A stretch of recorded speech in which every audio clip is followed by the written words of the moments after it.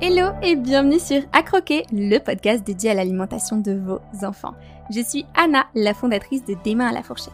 Et depuis plus de 4 ans, j'accompagne les parents et les professionnels de santé à se former à l'alimentation des enfants. Ici, on aborde tout ce qui touche à l'alimentation des tout-petits dans des formats variés.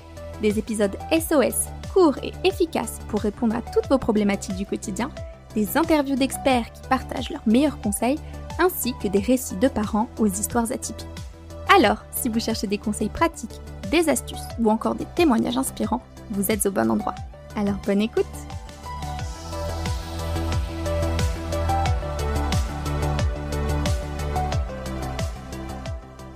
Hello Céline, comment tu vas aujourd'hui? Hello, ça va très bien et toi? Bah écoute, ça va aussi avec le soleil. Je voulais te souhaiter la bienvenue sur ce podcast.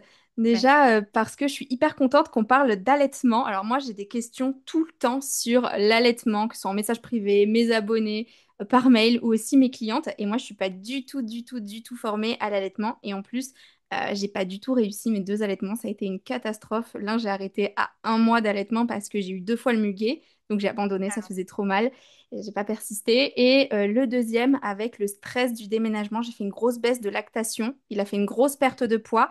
Il a fallu compléter avec du lait artificiel. Et du coup, ça s'est trop mal passé. Et puis, on est passé au 100% biberon à ces 4 mois, dès qu'on est venu à Tahiti, en fait. Donc, j'ai 2 expériences d'allaitement complètement pas du tout réussies. Donc, je suis super heureuse de t'accueillir aujourd'hui. Et je suis sûre que les auditeurs seront très heureux parce qu'ils ont plein de questions sur l'allaitement. Et merci parce que c'est toi qui as proposé le sujet, donc tout ce sphère ORL, puis tout ce qui est développement ORL Ouais. avec l'allaitement. Donc merci beaucoup. Avant tout, est-ce que tu peux te présenter, s'il te plaît? Bien sûr, moi c'est Céline. Alors du coup, moi je suis pas à Tahiti, je suis en France, dans le sud-ouest. Donc je suis infirmière de base et je suis tombée d'amour pour ce métier de consultante en lactation quand j'ai moi-même allaité mon fils il y a 3 ans. J'ai eu des galères d'allaitement. J'ai rencontré une consultante en lactation qui m'a sauvé mes allaitements puisque à ce jour, mon fils est toujours allaité, donc il a 3 ans. Trop bien. Gros coup de cœur. Et comme je ne pouvais plus supporter l'hôpital, j'ai foncé, j'ai repris mes études et je suis consultante en lactation du coup depuis août dernier. Voilà. Ouais, super. Je suis passionnée de l'allaitement. Enfin, je vis allaitement, je respire allaitement, je rêve allaitement. Enfin, voilà. On le sent à travers tes vidéos et ton compte, genre on sent que tu es vraiment passionné, que tu parles avec passion. Moi, je trouve que c'est hyper intéressant de t'écouter. Vraiment, je suis captivée par tes vidéos et j'apprends plein de choses en plus. Et Génial. en plus, quand tu m'as contactée, j'étais vraiment trop contente parce que je me suis dit, franchement, j'ai trop affaire à une professionnelle. Je suis sûre que tous les conseils qu'elle va nous donner, ça va être trop bien. Et quand tu as proposé le sujet, j'ai marqué un petit temps et je me suis dit, tu vois, j'aurais pas pensé à ce sujet parce que je t'avais proposé une petite sélection et toi, t'en as choisi un totalement. C'est vrai que j'y avais pas du tout pensé. Pourquoi toi, t'as choisi ce sujet-là? Pourquoi c'est quelque chose qui te passionne comme ça? Parce que je me suis rendu compte qu'en fait, la sphère ORL, c'est un peu la base de tout, quoi. Mm. Tout commence par la sphère ORL donc voilà, je suis à fond pour l'allaitement, mais au final, même les bébés au biberon, ils ont des galères ORL et on s'en préoccupe jamais. Et je suis quelqu'un qui adore creuser, chercher, comprendre le pourquoi du pourquoi. Tu vois, mon fils qui pose plein de questions, mais je suis à peu près au même niveau que lui sur mon questionnement. Le pourquoi du pourquoi du pourquoi. Et du coup, ça fait que je creuse énormément les sujets. Et en fait, je me suis rendu compte que la sphère ORL, c'est pas juste je respire, j'avale, je déglutis. C'est bien plus que ça. Ça joue sur le sommeil, ça impacte sur la concentration, sur le développement moteur, enfin, sur toutes les sphères qui peuvent être autour. Et du coup, je suis tombée d'amour pour ce sujet, enfin, parmi d'autres sujets qui me passionnent tout autant. Mais en fait, c'est un vrai impact sur le développement à court et long terme des enfants. Et je me dis, on a les clés de jouer là, maintenant, quand ils sont tout petits. Donc, pourquoi on s'en priverait de jouer là-dessus? C'est sûr, tu as totalement raison. Et du coup, pour les abonnés qui ne sauraient pas ce que c'est la sphère ORL, est-ce que tu peux un petit peu définir et expliquer? Oui, bien sûr.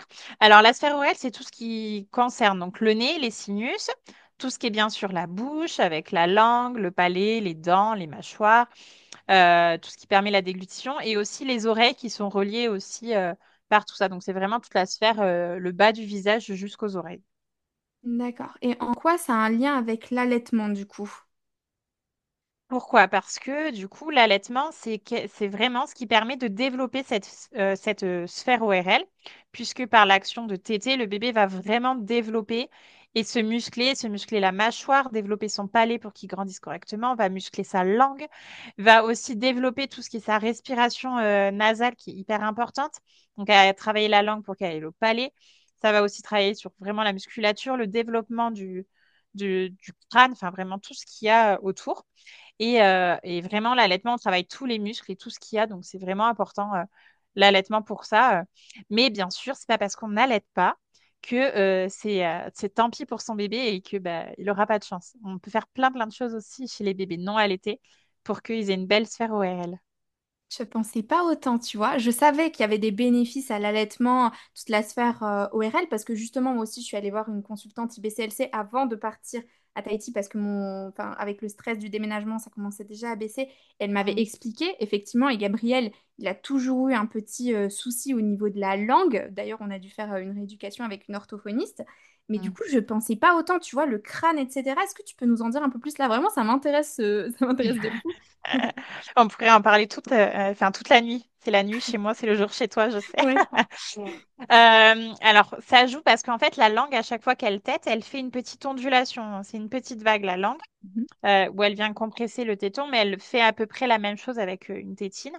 Et en fait, elle vient taper contre le palais. Et à chaque fois qu'elle vient taper sur le palais, donc déjà, la langue est un muscle, donc ben, on muscle la langue avec le travail. Et à chaque fois qu'on vient taper sur le palais, en fait, on vient pousser les dents, pousser toute la mâchoire pour en fait la faire grandir correctement, pour qu'on ait une mâchoire qui vraiment s'étende et grandisse pour devenir une mâchoire adulte. Et le fait de faire bouger ces os qui ne sont pas soudés à la naissance, comme le crâne qui n'est pas soudé, on a tous les os qui sont dessoudés, ça permet en fait de les écarter petit à petit pour qu'en fait ils grandissent, que le cartilage se fasse et qu'on ait une mâchoire qui se développe correctement et pour qu'on ait un visage bien rond, bien développé. Et donc c'est hyper important à chaque fois que la langue vient travailler, elle développe tout ça, elle vient pousser les dents au fur et à mesure et la mâchoire. C'est hyper intéressant. Je savais pas du tout. C'est incroyable tout ce qui se passe. C'est en plus des bienfaits du lait. Je pensais pas qu'il y avait autant de bienfaits et que du coup on pouvait aussi accompagner sur ça. Donc j'imagine que quand un enfant a un problème avec sa langue ou toi tu me parlais des freins aussi. Enfin j'ai regardé quelques-unes de tes vidéos. Ça se voit directement. Quels sont les signes? D'une mauvaise succion au sein, qu'est-ce qui pourrait mettre la puce à l'oreille aux mamans, justement Alors déjà, ce qui peut mettre la puce à l'oreille sur un bébé au sein, c'est une maman qui a mal. Mhm. Normalement, l'allaitement ne fait pas mal. On est censé ne pas avoir de douleur. On peut avoir une petite sensibilité, mais une sensibilité, pour moi, c'est quelque chose où on peut continuer à avoir une conversation pendant que bébé est au sein. Si on D'accord. commence à devoir se concentrer, à serrer un peu les dents, à être, enfin, où on est obligé de se concentrer pour que ça passe, là, on est sur une douleur et c'est qu'il y a problème, c'est qu'il y a un trouble de la succion qui peut être de plusieurs ordres, qui peut être juste parce que bah, le bébé vient de naître, il est passé dans un bassin, potentiellement il est né avec des ventouses, spatules, enfin, et du coup il a des tensions et du coup il tète pas très bien, donc on va juste enlever ces tensions avec de l'ostéopathie ou de la kiné, on n'en parle plus. Soit on a vraiment un vrai trouble de la succion où c'est la langue qui se positionne mal, la mâchoire qui a du mal à faire son travail, une maman qui a mal, qui a des crevasses, il y a un trouble, il y a quelque chose. Ce n'est pas normal. Si un professionnel dit que c'est normal d'avoir mal parce que c'est les premiers jours, il faut changer de professionnel, clairement. Moi, on m'a dit ça à la maternité. J'avais des crevasses énormes, j'avais super mal. Et on me disait, ça va, fais des compresses avec ton lait. Ma sage-femme, elle m'a dit ça à la maternité. Bon, bah, la maternité, c'était pour ma première Clémence, elle venait de naître. Ouais, Et ensuite, ma sage-femme m'a dit ça. Et franchement, bon, bah, j'ai allaité qu'un mois, mais c'était atroce. Mais je te jure que la douleur, mais par rapport à l'accouchement, enfin, franchement, c'était horrible. En plus, sur les crevasses, j'ai eu du muguet. ouais, Et quand c'est passé le muguet avec les antibiotiques et tout, bah déjà elle dormait pas parce que à cause du muguet elle avait trop mal. Et elle en a rattrapé bah, parce que je pense qu'on avait mal désinfecté quelque chose, ouais. une tétine ou un jouet ou quelque chose qu'elle portait souvent à la bouche. Mais mycose et muguet, c'est l'une des pathologies qui est la plus dure à éradiquer parce que ça se met partout et qu'il faut avoir une hygiène, mais Ah irréprochable. ouais. C'est-à-dire qu'il faut tout désinfecter, tout nettoyer, tout ce qui touche le sein ou le bébé doit être nettoyé, désinfecté. Et ben c'est galère parce qu'on est en postpartum et qu'on est déjà au bout de sa vie et que voilà. Mais c'est pas censé faire mal. Si vous avez mal, enfin, il faut changer de professionnel. Soit on traite, mais le fait de dire on fait des pansements et tout ça, ça c'est bien. on vient traiter la crevasse. Sauf que si on n'enlève pas la cause, ben, elle va toujours revenir, donc ça sert à rien. Donc il faut enlever la cause de la crevasse. Souvent, la cause d'une crevasse, c'est quoi? Et bien souvent, c'est une langue qui se positionne très mal et Mhm. c'est un bébé qui est obligé de pincer en fait le téton pour rester accroché parce qu'il n'arrive pas à faire l'herméticité, herméticité, je sais pas si ça se dit, c'est français sûrement. Herméticité. Il n'arrive pas à que ce soit hermétique, c'est ça? Voilà, Ouais. c'est ça que je veux dire. Et du coup, on a un enfant qui est obligé de pincer, de serrer, et qui a une langue qui fait pas bien l'ondulation. On a des langues des fois qui font juste clapper, et du coup, en fait, qui vient vraiment écraser le téton. Un téton que l'enfant n'arrive pas à attraper parce qu'il ouvre pas bien la bouche, il n'arrive pas à l'ouvrir en grand, et il va juste faire avec le devant des mâchoires, il va écraser le téton et ça fait des crevasses. Donc, soit c'est du positionnement parce que quand on positionne un bébé en madone classique, donc c'est-à-dire un bébé qu'on positionne dans les bras dessous nous, ben en fait avec la gravité, il va attraper, donc là on a le téton, il va attraper le téton par en dessous et avec la gravité, il va devoir forcer et tirer sur le téton. Donc ça crée des crevasses. Donc ça peut être que du positionnement. Et là, on passe en position semi-inclinée avec un bébé qui vient sur le sein, il a plus de pression à faire. Mhm. Soit c'est parce qu'il n'arrive pas à ouvrir la bouche, une langue qui se positionne pas mal, une mâchoire qui est tendue, donc qui serre, des douleurs, parce que les bébés ont mal aussi, de l'accouchement, de X raisons. Et du coup, bah, quand on est douloureux, on est crispé. Euh, donc tous ces bébés-là, en fait, dès qu'on vient pincer et écraser le téton, et ben, ça fait crevasse. Enfin, ça fait mal et ça fait crevasse. Donc il faut travailler tout ça. Et comment toi, euh, tu conseillerais une maman qui vient te voir, justement, puisque là tu dis bah, la première chose qu'on voit, c'est qu'on a des crevasses. Tu vois, moi je savais pas du tout qu'il fallait que je vienne voir une consultante en lactation ou un ostéopathe, comme tu as dit tout à l'heure. Moi, franchement, je n'y connaissais rien. Je suis allée juste aller voir ma sage-femme, c'était mon premier enfant, tu vois. Et puis, en plus, en 2020, on n'avait pas toute la connaissance et les réseaux sociaux qu'on a maintenant, je trouve. Ouais. Donc, c'est génial, toi, ce que tu fais. Enfin, franchement, j'aurais adoré, tu vois, en 2020. Toi, quand une maman se rend compte, là, si elle nous écoute et qu'elle dit, mais punaise, moi, c'est vrai, j'ai des crevasses, c'est pas normal. Qu'est-ce qu'elle doit faire là maintenant à partir du moment où elle écoute cet épisode de podcast? Alors déjà, moi, j'irai voir un professionnel formé aux troubles de la succion. Donc ça peut être une IBCLC, mais toutes les IBCLC ne sont pas formées à la succion parce que ça ne D'accord. fait pas partie du cursus de base. C'est des formations qu'on rajoute au fur et à mesure. Mhm. Dessus, d'ailleurs, j'en suis qu'au début et j'ai encore plein d'idées de formation à faire pour me développer. Donc déjà, on va évaluer la succion, savoir si on est plutôt sur un problème postural, un bébé qui a des tensions, et là, on va traiter les tensions. Est-ce que c'est un problème de position, un bébé qu'on positionne mal au sein et qui, du coup, avec la gravité, vient tirer sur le téton? Donc là aussi, on va retravailler la position. Et si vraiment on est sur une langue qui n'est pas musclée, une langue qui se positionne mal, on est sur un frein de langue, parce que les freins de langue, ça existe et c'est présent. Il faut pas courir sur le frein de langue, mais il faut se dire que ça Mhm. existe quand même. Et du coup, donc déjà, quelqu'un qui va faire l'analyse, qui va se dire, bah, en fait, la crevasse vient de là, votre bébé n'arrive pas à téter pour ça, ça et ça. Et en fonction, rediriger, parce que bah, du coup, moi, je suis infirmière et je suis pas du tout thérapeute manuel, donc je ne fais pas de thérapie manuelle sur les bébés. Mais par contre, je vais rediriger chez un ostéopathe si c'est des tensions, enfin, des tensions corporelles. Je vais rediriger chez un kiné lingual si je vois que c'est vraiment la langue qui travaille mal. Chez un ORL si je vois que c'est plutôt un frein et qu'il faut aller couper. Et du coup, le but, c'est d'avoir une personne qui a un réseau et en fait qui vous redirige. Mais en premier, c'est aller faire une analyse de la succion, comprendre le pourquoi il y a crevasse et après, on met en place ce qu'il y a à mettre en place en fonction de la cause. D'accord. Et j'imagine que du coup, maintenant que tu le dis, tu vois, moi j'ai eu un gros souci avec Gabriel, il a eu la langue qui ne montait pas au palais. Donc ça, on s'en est aperçu lors de la diversification alimentaire. Hmm. Mais du coup, ça pouvait venir aussi de là, mes problèmes d'allaitement avec lui, la chute. Outre le fait que j'ai une grosse baisse de lactation avec le stress, peut-être que je me dis que le fait de cette baisse de lactation, c'était pas que le stress, mais peut-être aussi sa succion à lui qui n'était pas bonne. Qu'est-ce que t'en penses?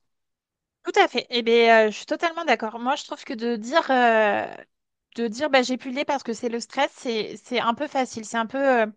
Alors, c'est pas pour t'incriminer toi, mais souvent on met sur le stress, bah, vous avez plus de lait parce qu'il y a du stress, parce que Ouais. truc. Mais alors, le stress joue énormément et quand on a un très gros stress, ça peut baisser la lactation. Mais c'est souvent ben, un bébé qui tète pas bien, c'est un bébé qui ne stimule pas bien le sein. Mhm. Et le sein répond à la loi de l'offre et de la demande. Donc, plus je demande, plus le sein offre du lait. D'accord. Moins je demande, moins j'offre. Et souvent, on a ce problème avec les bébés qui ont tous ces troubles ORL, c'est que c'est des bébés qui têtent pas bien, donc qui stimulent pas bien, qui vident pas correctement le sein à 100%. C'est des bébés qui se fatiguent énormément parce que Mm. ben, c'est comme si je demandais à un coureur de faire un marathon avec des talons aiguilles. Il va arriver au bout, mais il va galérer. Ouais. Et ben c'est la même chose. Et souvent, ben, ce coureur, il court avec ses talons aiguilles, il va peut-être faire 40 pauses pour arriver au bout parce qu'il n'en pourra plus. Mm. Mais c'est la même chose pour les bébés. Et du coup, ils t'aident pas bien. On réduit la demande puisque le sein comprend que le bébé prend pas tout ce qu'il produit. Et du coup, l'offre réduit et souvent, on a des baisses de lactation là-dessus. Donc, ou, à l'inversement, on peut aussi avoir des hyperlactations et les réflexes d'éjection forts, où le corps va compenser. Le corps comprend que bébé a un problème. Souvent, c'est sur le premier mois. Et il se dit, bah, bébé n'arrive pas à téter correctement, donc j'envoie beaucoup de lait pour qu'il ait juste à déglutir et qu'il ait la quantité de lait qu'il ait besoin. Mais Moi, du coup, on a des mamans qui ont des lactations énormes, des refs énormes. Et souvent, le ref, c'est plutôt la conséquence d'un problème qu'un ok. problème en lui-même.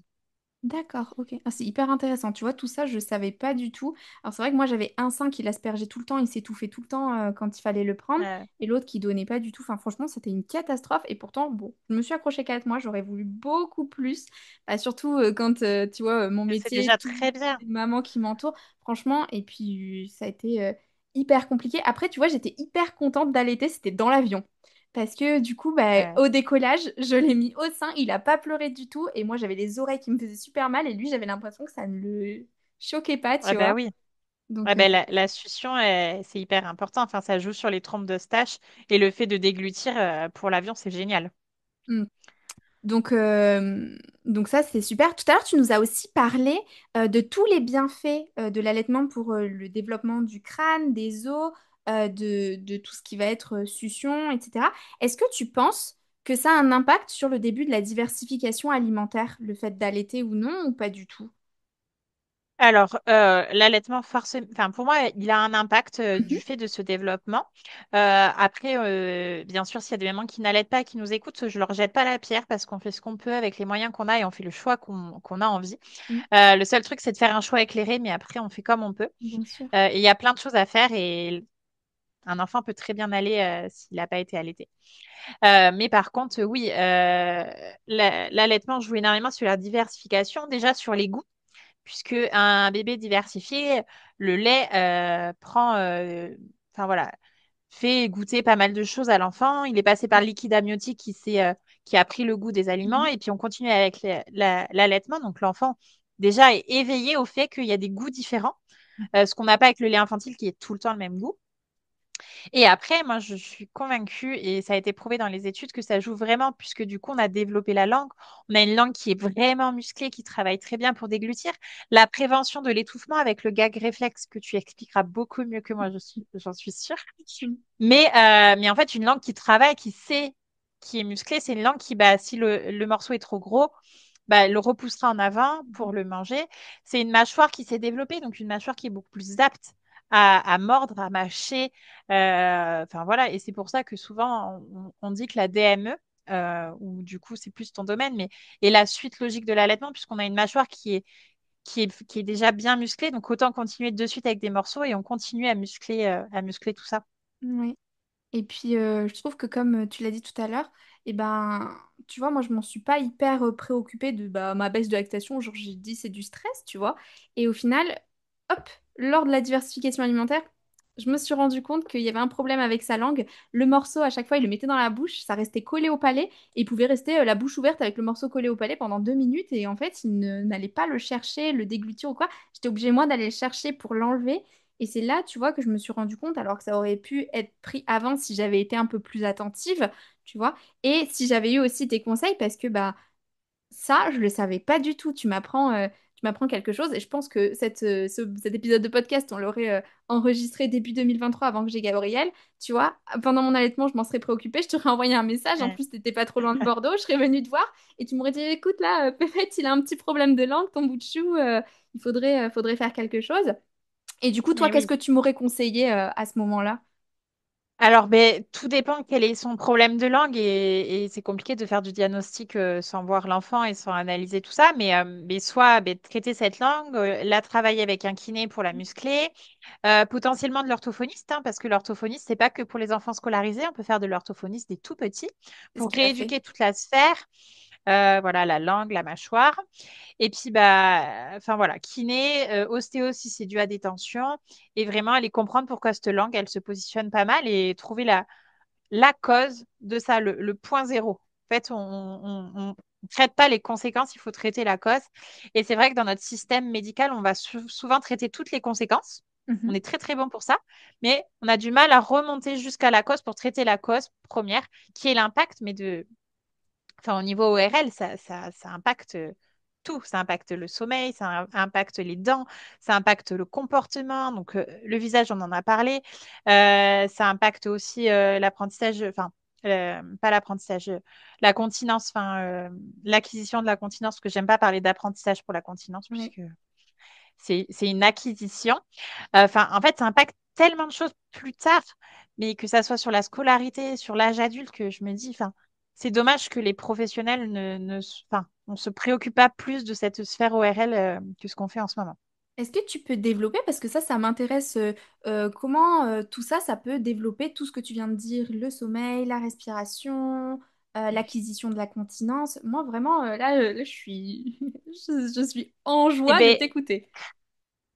alors, la sphère ORL, ce qu'il faut se dire que donc c'est la langue qui est le maître de tout. Mais c'est un orchestre. Donc, s'il y en a un qui joue mal, eh ben, c'est moche, la musique. On n'a pas envie de D'accord. l'écouter. Eh ben, c'est la même chose. S'il y a un organe de la sphère ORL qui fonctionne pas bien, pardon, ben, c'est tout ça qui déraille. Le problème de ces langues qu'on a beaucoup en bas, petite note pour toutes ces mamans qui donnent le biberon ou qui ont des tétines, on essaye de passer le plus tôt possible sur un autre moyen de donner le lait et d'arrêter la tétine le plus rapidement possible, parce que le problème avec le biberon et avec les tétines, c'est qu'on a des langues qui restent en bas, qui ne travaillent pas. Et du coup, c'est des enfants qui ont tout le temps la langue posée en bas. Comment savoir si votre enfant a la langue en bas? Tout simplement, quand il dort, on va venir appuyer sur le menton et on regarde. Si quand on ouvre, on voit, déjà on regarde si la bouche est fermée, et si quand on ouvre, on voit que la langue est posée, ça veut dire que on a un enfant qui ne travaille pas bien sa langue. Et si on a la langue qui est bien collée au palais, et ça se voit, on ne peut pas passer à côté, c'est que là, on est plutôt bien.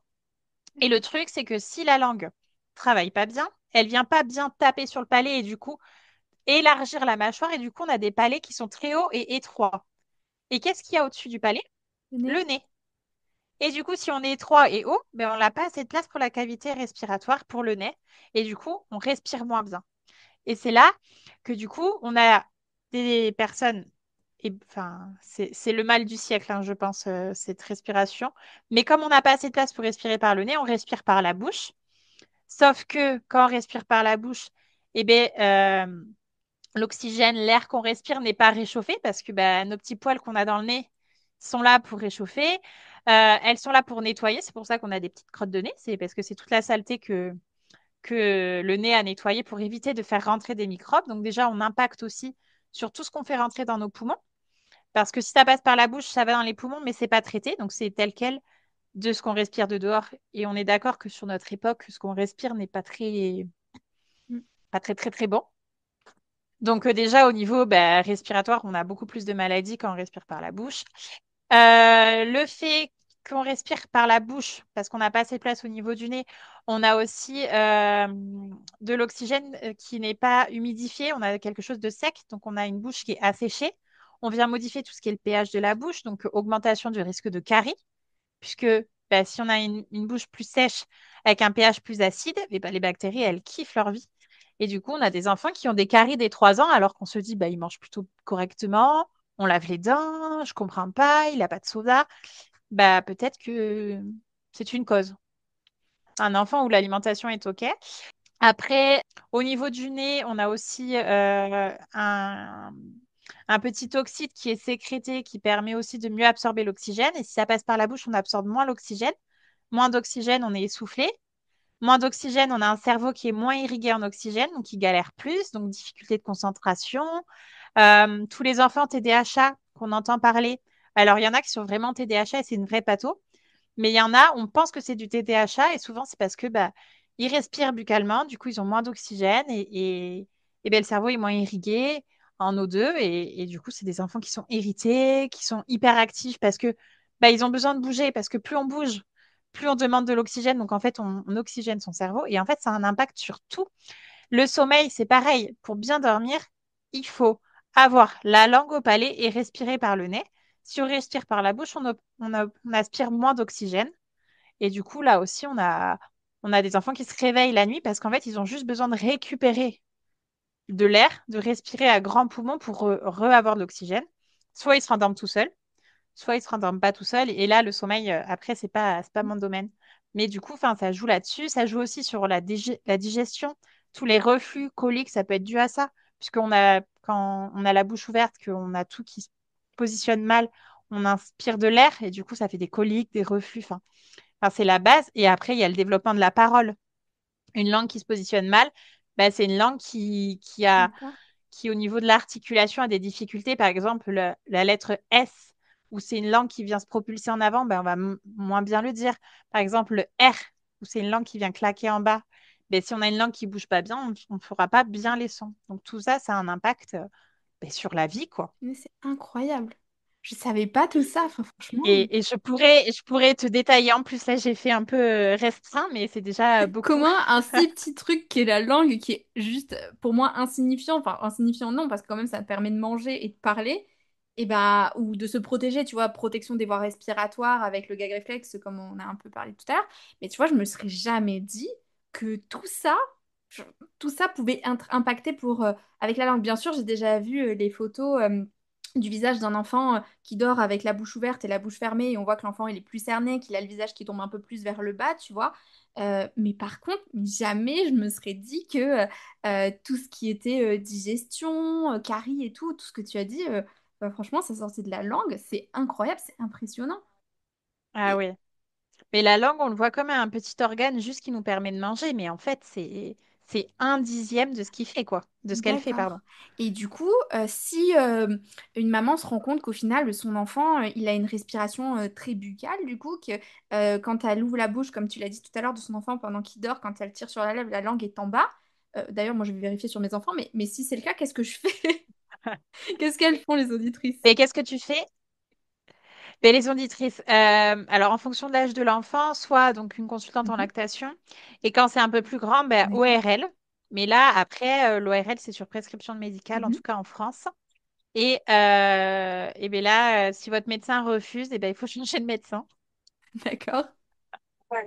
Et après, ben, trouver la cause, en fait. Quelle est Mhm. la cause? Et après, un ORL qui permet d'évaluer, d'être sûr qu'il n'y a pas d'impact, parce qu'après, il y a les végétations qui sont la conséquence d'une langue basse, d'un développement ORL qui n'est pas optimal, les otites aussi, enfin, il y a plein de choses. Donc, un ORL qui vient faire vraiment un gros bilan ORL de tout ça.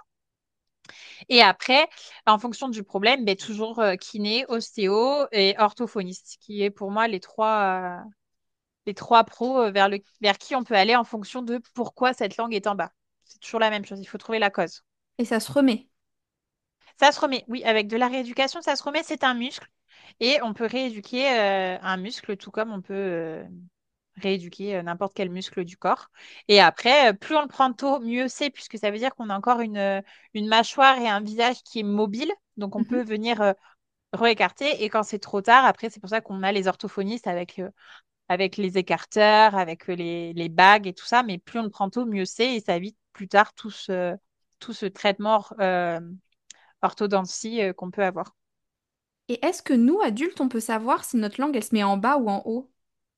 Alors, oui, déjà, tu peux tester toi-même. Essayer de coller ta langue tout le long de ton palais. Tu vas voir si tu y arrives ou pas. Ouais, j'y arrive. Ouais, voilà. Et après, moi, je dis, c'est au conjoint de regarder la nuit. Il faut lui donner une petite mission. Mais c'est hyper important parce que ben, de nous-mêmes, on ne sait pas. Alors après, aussi quand vous êtes au repos, quand vous avez la bouche fermée, par exemple, là, vous êtes en train de m'écouter, comment se positionne votre langue? Est-ce que vous avez tendance à laisser la bouche ouverte? Est-ce que la bouche est bien fermée? Est-ce que vous sentez que votre langue se met? Et voilà. Déjà, ça. Et après, tous ceux qui ronflent et tout ça, souvent, il y a quelque chose derrière, quoi.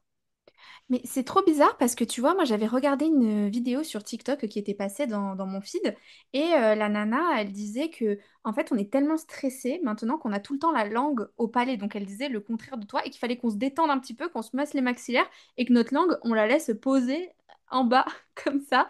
Ah, Euh, et du coup, j'avais vu dans les commentaires qu'il y en avait qui disaient mais c'est complètement faux, on doit avoir la langue au palais. Et c'est vrai que là j'avais dit bon bah j'en profiterai de l'interview avec Céline pour lui demander. Parce que je suis sûre, cette vidéo, elle a fait des millions de vues. Je suis sûre que bah, il y a des auditrices et des auditeurs qui vont nous écouter, qui ont vu cette vidéo. C'est quoi la bonne réponse? alors la bonne réponse, c'est que quand on est tendu et stressé, c'est plutôt la mâchoire qu'on a qui est tendue et fermée. Donc il faut Mhm. détendre. Parce qu'une mâchoire tendue et fermée, ben, ça nous envoie des tensions sur tout le corps. Par contre, oui, la langue doit être toujours au palais quand on est au repos. Quand on mange, quand on parle, forcément, elle bouge et elle descend, elle monte. Mais quand on est au repos, c'est-à-dire qu'on ne parle pas ou qu'on n'est pas en train de manger, elle doit être au palais tout le temps. Pourquoi? Parce que le palais, c'est aussi un système nerveux qui permet de dire au corps que tu es en sécurité. Et une langue D'accord. qui est en bas, c'est un corps qui pense qu'il est toujours à deux doigts d'être agressé. Donc, on n'a jamais un corps qui est 100% au repos. C'est incroyable. Et Donc tu ça, sais d'où c'est ça vient, ça? ben, en fait, c'est tout le système nerveux qu'on a. On a pas mal de nerfs au niveau du visage, au niveau du palais. Et du coup, si on a une langue en bas, on n'a jamais un corps qui vient se mettre au repos, se dire, bah ça y est, je suis en respiration nasale, je suis posée, je suis calme, je peux me reposer. Et du coup, on a toujours un corps qui est en alerte. Et un corps en alerte, c'est un corps qui se repose moins, quoi. D'accord. Ok. C'est hyper Donc la langue, intéressant. elle doit être toujours au palais. Enfin, ça, c'est... Bah, tu vois, moi j'en apprends tous les jours. Ce petit truc-là, maintenant, je le sous-exprimerai plus jamais. Et du coup, tout à l'heure, tu as parlé que si les mamans ou les papas qui nous écoutent avaient leur enfant au biberon, qu'il fallait rapidement passer sur un autre type de contenant pour pouvoir donner le lait. Qu'est-ce que tu entendais par là? À partir de quand? Quel type de contenant? Comment? Alors, les recos, ils disent qu'à partir de 1 an, c'est bien de passer autrement Mhm. que le biberon, puisque le biberon, c'est vraiment... l'enfant ne travaille pas. Il va juste aspirer et il n'y a pas vraiment de travail de la mâchoire, donc plutôt passer au verre. On peut passer au tasse à paille. Enfin voilà, d'autres contenants où du coup, la tasse à paille permet de muscler les joues et tout ça, donc ça peut être très bien. Et le verre, et à partir de 1 an, les verres avec des petites anses sur le côté, les bébés le gèrent très très bien. Et ils disent qu'à partir de 18 mois, c'est la grande deadline pour ne plus avoir de biberon. Enfin, le D'accord. contenant biberon. Après, le lait, bien sûr qu'on continue. Ok, bon, bah, je vais. Mon fils, il a 2 ans et 3 mois, tu vois, et il prend encore son biberon le soir, c'est le seul, mais du coup, il le prend tranquille sur le canapé, comme ça, tout blotti contre nous. Et j'essaierai avec sa tasse à paille, voir si ça passe. Ouais. C'est quoi, toi, ton avis? Parce que justement, on parle de tasse à paille. Tu sais, moi, il y a beaucoup de mes clientes du campus TME, parce que moi, je recommande la tasse à paille pour les repas, qui me disent, bah, mon bébé, il est allaité, c'est pas recommandé la tasse à paille avec l'allaitement. Et je sais jamais quoi répondre à cette question, parce que, bah, comme je t'ai dit, j'y connais rien en allaitement. Du coup, qu'est-ce que c'est la réponse à ça? Pourquoi la tasse à paille, l'allaitement? Pourquoi il y a un flou? Est-ce qu'on peut, on peut pas? C'est quoi ce... Alors, moi, je l'ai jamais entendu ça. Et au contraire, Mhm. moi, je recommande la tasse à paille à toutes mes patientes. Mhm. Pourquoi? Parce que je préfère une tasse à paille qu'un biberon, ou du coup, un biberon, quand on a des troubles de la succion, ça peut faire que l'enfant va préférer le biberon parce que c'est plus facile pour lui. C'est pas une confusion. Les bébés, ils savent très bien faire la différence entre un sein d'une maman et un biberon. On parle de quelque chose de sa maman avec quelque chose en plastique. Donc, les enfants font pas de confusion. Par contre, si le sein leur demande beaucoup d'efforts parce qu'au niveau de la succion, c'est compliqué, s'ils découvrent le biberon, en fait, il va se dire, bah, c'est plus facile, ça me demande moins d'efforts, donc je vais préférer le biberon au sein parce que bah, c'est plus facile pour moi. Et du coup, la tasse à paille, enfin, moi, je dis feu parce que bah, déjà, on travaille l'aspiration. En aspirant, on vient travailler tout ce qui est la joue, on vient muscler des choses. Enfin, la paille est un outil qui est utilisé par les orthophonistes pour rééduquer. Donc, non, je vois pas Ouais, mais pourquoi souvent pas elles la me tasse parlent à de paille. ça, de confusion. C'est ce qu'elles me disent. Qu'elles ont peur d'une confusion et que du coup, à part le verre, euh, bah en fait, je sais pas qui leur a dit ou sur quel compte elles ont vu, mais je sais que c'est une remarque qui revient Partout. très souvent. La confusion, en tout cas, elle est partout. Enfin, tout le monde en parle. Moi, je dis que s'il y a confusion, enfin, préférence, je préfère le mot préférence que confusion, puisque on peut pas confondre, mais c'est qu'il y a un trouble de la succion derrière. Un bébé où tout se passe très bien, il fera très bien la différence et il saura utiliser les deux mécanismes. Par contre, un bébé qui galère, qui, une fois qu'il est passé au biberon, a du mal à revenir sur le sein, pour moi, il y a quelque chose à explorer.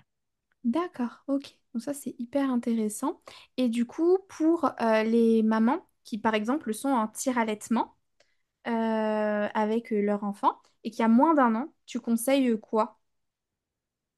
Bah, par simplicité, je dirais le biberon parce que c'est l'outil qu'on maîtrise le mieux en France, Mhm, c'est l'outil dans lequel on est plus à l'aise.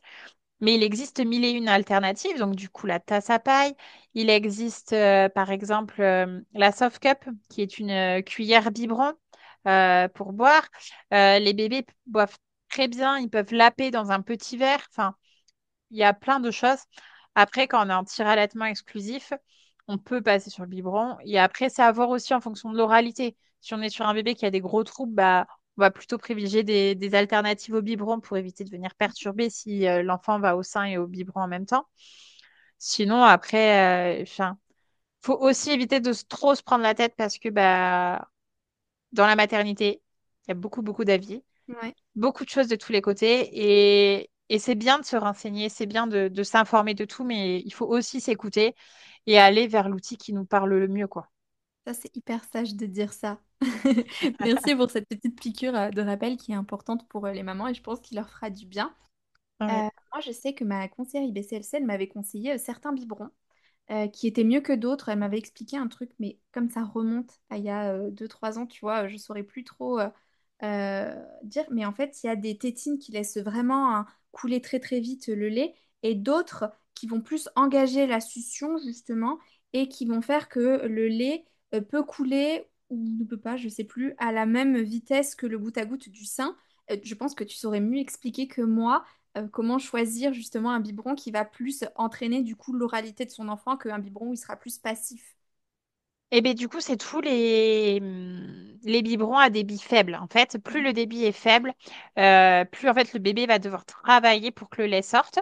Et le test qui est simple à faire, c'est on retourne le biberon. Si ça Mhm, coule tout seul, c'est qu'on là on est sur un débit trop vite et on est sur parce que le débit en fait c'est la taille du trou, hein. mhm. C'est qu'on est sur un trou trop grand.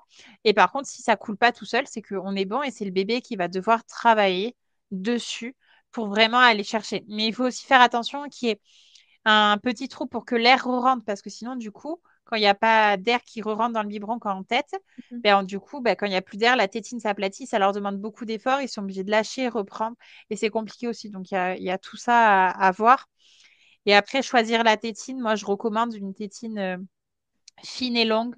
Mais après, j'ai envie de dire, ça dépend de bébé, ça dépend s'il y a trouble de la succion, ça dépend de tellement de choses. Enfin, le biberon, c'est un peu complexe à choisir. Donc, on teste le premier prix qu'on trouve en magasin et on voit. Et après, on va voir ailleurs. Mais enfin, je pense pas qu'il y a besoin de mettre C'était ma prochaine très cher question. dans les biberons. Mais après, voilà, il y a des bébés qui acceptent que certaines matières, enfin, certaines formes, enfin, c'est très... Choix d'un biberon, c'est complexe. Ben, nous, il acceptait que les Lanzino, du coup. Ouais. Et on est arrivé ici et il n'y avait pas cette marque-là. Oh, la catastrophe! La catastrophe, je te dis pas. Et puis en plus, les biberons ici à Tahiti, ils coûtent une fortune.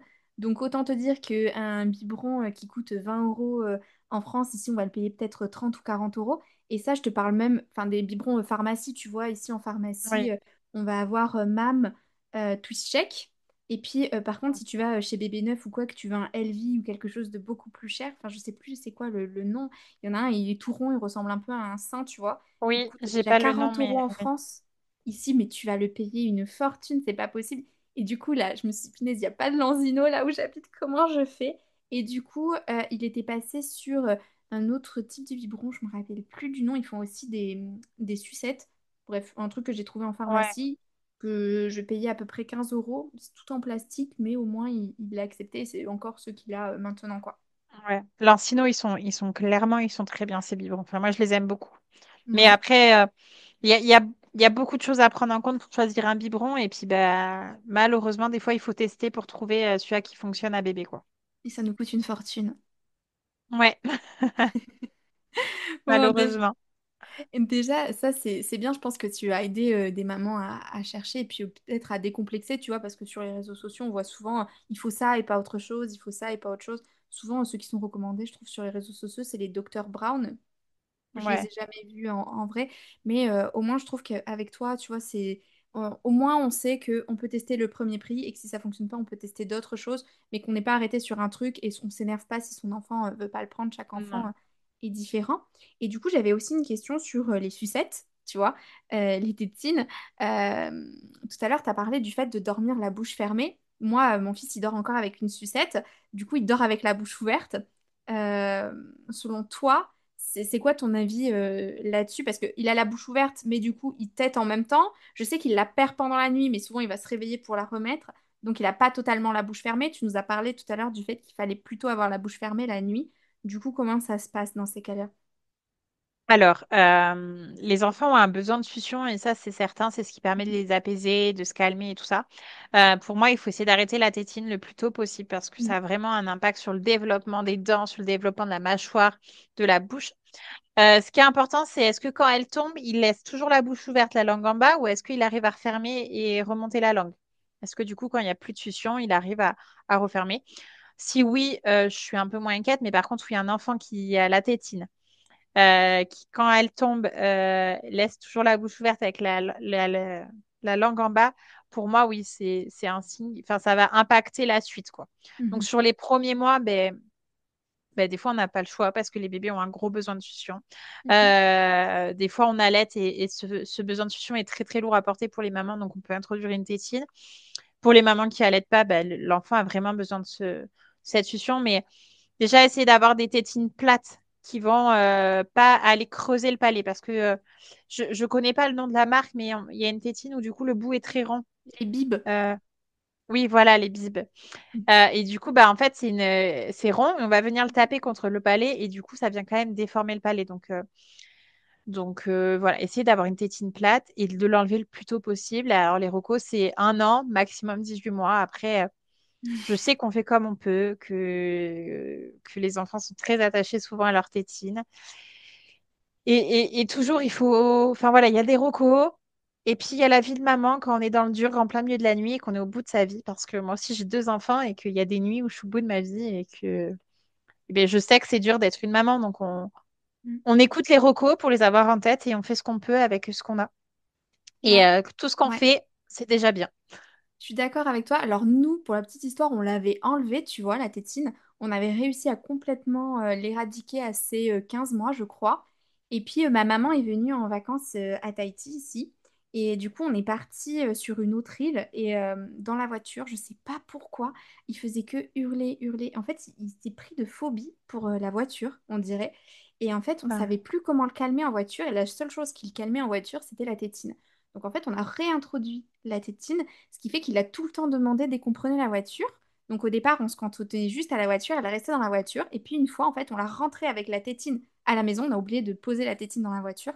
Et en fait, depuis ce moment-là, il a repris la tétine à la maison. Et dès qu'il l'avait pas à la maison pour dormir, c'était ouais. des pleurs et des pleurs et des pleurs. Et puis, tu sais, il signait qu'il voulait sa susu. Donc en fait, c'était vraiment ça. Alors on s'était dit, bon, ça va encore nous prendre 2 nuits, tu vois, c'est pas grave, on va se lever, on va lui faire des câlins, il va dormir avec nous et tout. Au final, non, je sais pas pourquoi cet amour pour cette tétine est revenu. Alors que la journée, tu vois, il l'a pas du tout. On le pose à la crèche, la tétine, il la laisse à la maison et il fait la sieste sans tétine à la crèche. Mais alors à la maison, je sais pas comment on s'y prend, mais impossible. Oui, après, il y a sûrement de l'attachement à la tétine, il y a sûrement cette succion qui vient le réconforter. Enfin, plus ils sont grands, plus les objets deviennent importants pour eux. Enfin, ils s'y attachent. Donc, oui, on fait comme on peut avec les moyens qu'on a. Très pénible. Et déjà, c'est déjà beaucoup d'aimer un bébé et le reste, on fait ce qu'on peut. Tu as tout à fait raison avec ça. Du coup, je regarde un petit peu les questions que je m'étais notées pour suivre un petit peu la trame et les choses importantes qui étaient à dire. Ça, on en a parlé, mais du coup, si tu peux nous rappeler quels sont les petits signes d'alerte. Donc, tu as parlé, tu sais, de crevasses, mais quels sont les signes des choses qui peuvent alerter les parents, de choses qui clochent, que ce soit les freins, la posture, la succion. C'est quoi qui peuvent... Euh, à quel moment faut creuser, quoi? À quel moment faut se dire, là, il y a peut-être quelque chose. alors déjà, donc les crevasses, les douleurs pendant l'allaitement, on en a parlé. Euh, euh, les bébés qui claquent de la langue, que ça soit au biberon ou au sein, on entend les bébés, ils font. On a une langue qui vient vraiment claquer. Là, souvent, c'est qu'il y a un problème de succion. Ok. Tous ces bébés qui, quand ils tètent, ils ont du lait qui coule partout à côté, qui sont pas du tout hermétiques. C'est que là aussi, il y a quelque chose à aller creuser. Un bébé qui s'épuise très très vite au sein, qui va téter de 3 à 5 minutes et qui s'épuise et du coup qui redemande le sein une demi-heure après puisqu'il a encore faim. Enfin voilà, les mamans qui allaitent 24 heures sur 24, souvent c'est qu'il faut quand même creuser. Même si un bébé demande souvent le sein, il faut allaiter à la demande. Bon, il faut aussi un juste milieu. On peut avoir tous les bébés qui prennent pas de poids, qui ont une courbe qui s'aplatit, une courbe qui casse aussi. C'est que là, il y a problème dans le transfert du lait. Et c'est pas parce qu'une courbe casse qu'on introduit direct un biberon de lait Mhm. infantile. On traite pas la conséquence qui est la perte de poids, on va traiter la cause et trouver. Donc, donc momentanément, on peut donner du lait autre à son bébé puisque bah, le bébé a besoin de prendre du poids et ça, je suis OK, mais il faut aller creuser la cause. Euh, quoi d'autre? Tous ces bébés qui n'arrivent pas à tirer la langue. Normalement, les bébés sont censés pouvoir tirer la langue et on a des bébés qui ne tirent pas la langue. Donc ça aussi, on essaye de stimuler en massant le menton l'enfant. Et s'il n'arrive pas à sortir la langue, bah, là aussi, ça peut être un signe. Et puis tous les bébés qui ont du mal avec les solides quand on commence la diversification. Les bébés qui s'étouffent, les bébés qui refusent les morceaux. Enfin voilà, tous ces bébés-là qui ont du mal avec les textures différentes, qui n'acceptent par exemple que la purée lisse et qui n'acceptent pas d'autres, des purées avec des petits morceaux ou la DME et tout ça, là pour moi il faut aller creuser. Ok. Déjà, c'est hyper complet. Et puis moi, je me rends compte qu'il y a plein de choses qui auraient dû m'alerter bien avant la diversification alimentaire de, de Gabriel. Et du coup, toi, comment tu accompagnes les mamans? Qu'est-ce que tu proposes? Je sais que tu as une formation, mais enfin que tu vas créer une formation et un groupe d'entraide, mais c'est toi, comment tu interviens auprès des mamans et pour quelle comment on peut dire le mot choses diverses et variées problématiques ou pas? C'est Ouais. quoi ton accompagnement Mes auprès d'une thématiques. maman? Alors du coup moi je reçois à mon cabinet, du coup je suis Mhm. dans les Pyrénées-Atlantiques, à côté, enfin une demi-heure de Pau pour localiser. Du coup, je reçois donc ben, préparation à l'allaitement parce que ben, c'est important d'en parler pendant la grossesse. Après, sur toutes ben, les débuts d'allaitement, une maman qui a une lactation qui se met pas en place, une maman qui a tout ce qu'on vient d'évoquer et là en difficulté de succion. Le tire-lait qui est un sujet qui me passionne aussi, que j'adore parce que le tire-lait, fait un peu n'importe quoi en France. Euh, Enfin voilà, la reprise du travail, bien évidemment, comment s'organiser, gérer. euh, et voilà. Enfin après, et puis tous les problèmes qui peuvent tourner autour de l'allaitement, donc les problématiques, que ça soit mastite aussi, les mycoses, le muguet, euh, enfin voilà, toutes les thématiques qu'on peut avoir autour de l'allaitement, quoi. Enfin, Et voilà. Et après, j'ai un organisme de formation et du coup, je forme les professionnels à tout ça. ça, c'est trop bien. Moi, j'aimerais bien faire une formation parce que je t'avoue que je sais jamais quoi répondre. Et puis en plus, la plupart de mes clientes et des personnes que je suis, elles font l'allaitement puisque bah, diversification alimentaire menée par l'enfant, c'est la suite, quoi. Et du coup, j'ai Oui. tout le temps des questions pour combiner les deux. Et moi, je suis là, ah, mais je sais pas quoi répondre. Et du coup, je redirige à droite, à gauche, tu vois, mais je sais jamais quoi dire. Et puis, il y avait un autre truc que je voulais te dire, tu vois, c'est qu'est-ce que tu répondrais, et ça je sais que c'est une problématique qui revient souvent, à une maman qui se dit, je suis censée savoir faire, je suis censée allaiter, je vais pas aller déranger quelqu'un ou envoyer un message ou prendre rendez-vous, parce que moi c'était mon cas, tu vois, avec Gabriel, je me disais, c'est moi le souci, il y a un problème, je suis censée allaiter, euh, je vais y arriver, j'ai pas besoin d'aller voir une consultante en lactation ou que sais-je. Et puis, enfin, je vais demander à ma sage-femme pendant mon rendez-vous postpartum où je vais faire ci ou je vais faire ça.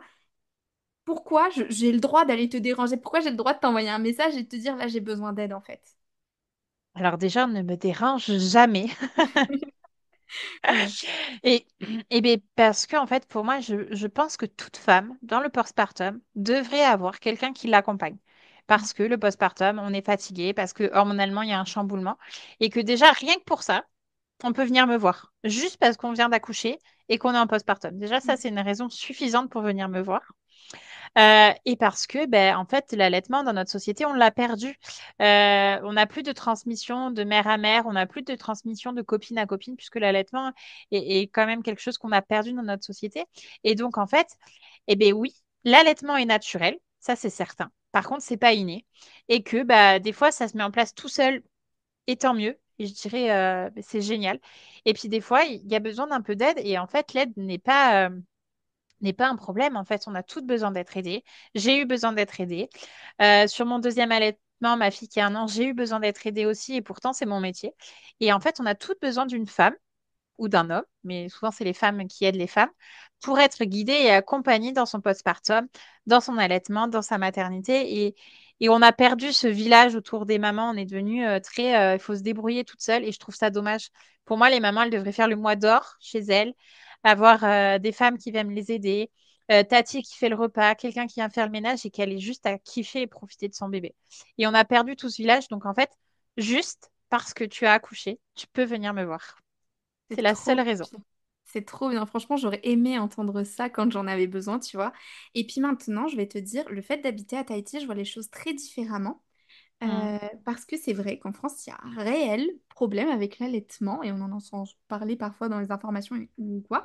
Ici, les mamans, c'est hyper naturel d'allaiter. D'ailleurs, moi, tu vois, quand je suis arrivée, que Gabi avait 4 mois, ici, on a ce qui s'appelle les maisons de l'enfance. C'est des grands Mm. bâtiments avec plusieurs salles et il y a plusieurs salles thématiques. Il y a motricité, jeux, d'imitation, il y a petite cuisine. Après, il y a une salle de Trop lecture, bien. une salle d'activité. C'est trop bien, c'est gratuit, tu vois. Et et du coup, j'avais emmené Gabriel et Clémence quand je suis arrivée. Et il y a une maman qui m'a vu donner le biberon, elle m'a dit, mais t'allaites pas? Tu vois, ça lui a semblé tellement, genre, c'est pas normal, tu vois, son bébé, il a 4 mois ou 5 mois, elle allaite pas. Et je lui ai dit que justement, avec le déménagement et tout, j'avais eu des soucis. Et en fait, ici, c'est trop beau. Les mamans, elles allaitent dans l'eau, à la plage. Elles allaitent pendant qu'elles font leurs courses. Ici, bah, déjà, il n'y a pas beaucoup de mamans qui ont des poussettes. Elles ont tout le temps leur enfant en portage ou Mm. dans les bras avec les paréos et tout. Elles sont tout le temps en train d'allaiter en faisant leurs courses. Elles allaitent partout dans leur voiture. Tu les vois partout allaiter. Déjà, moi, je trouve ça trop beau. C'est trop génial. Personne les regarde. Comme en France, on pourrait te regarder. C'est pas malsain. Et en plus, ici, aux maisons de l'enfance, tu vois, il y a toutes les semaines un expert Leech League qui vient et qui donne des cours, des conférences et qui aide les mamans avec l'allaitement de leur Trop enfant. bien. Mais Oh, pourquoi on n'a pas c'est ça en génial. France alors qu'à Tahiti, on a ça, tu vois, c'est quand même un pays d'outre-mer. Pourquoi on n'est pas capable de faire la même chose en France? Parce que je pense que c'est vraiment une vision de société. Déjà, le sein, il est vu comme un objet sexuel. Mm. Donc, mettre un enfant sur un objet sexuel, ça pose problème. Et même s'il y a un vrai travail qui est en train de se faire, je trouve, depuis le Covid et que c'est en train de se démocratiser, il y a encore beaucoup, beaucoup de travail à faire sur les mentalités. Et puis, l'allaitement, il est vu comme quelque chose qui bloque la liberté des femmes. Mhm. Du coup, si tu allaites, c'est que tu n'es pas libre. Et du coup, on milite pour la liberté des femmes, donc on n'allaite pas. Et ça, je trouve ça tellement dommage parce que bah, pour moi, l'allaitement ne bloque pas la liberté. Et j'ai plein de mamans en tête qui voyagent malgré qu'elles allaitent et elles s'absentent sans bébé, elles reviennent, elles repartent et leur allaitement continue. Moi aussi, je vogue beaucoup, je pars sans mes enfants par moment. Et pour autant, mon fils, ça fait 3 ans, ma fille, ça fait 1 an et voilà quoi. Donc, il faut qu'on enlève ces deux images. Le sein n'est pas sexuel, le sein est nourricier, donc c'est normal de nourrir avec. Et la femme peut être totalement libre en allaitant. Parce que l'allaitement, ça peut se faire comme elles font à Tahiti en portage. Et le truc, c'est que on voit, on imagine que la femme doit être assise dans un endroit caché pour allaiter. Et du coup, bah, ça bloque la liberté. Alors qu'en portage, mais allaiter en sting, mais on peut allaiter partout, faire ses courses, faire la fête, on peut danser, enfin, on peut tout faire en fait. Il faut juste, voilà. Et puis, bah, le sein, c'est pas sexuel. Enfin, si on voit un enfant au sein, c'est beau, quoi. Faut Ouais. arrêter d'être choqué de ça. Et enfin, voilà, enfin, faut changer notre vision d'allaitement, clairement. Ah, Et mais je on suis peut faire totalement beaucoup. d'accord.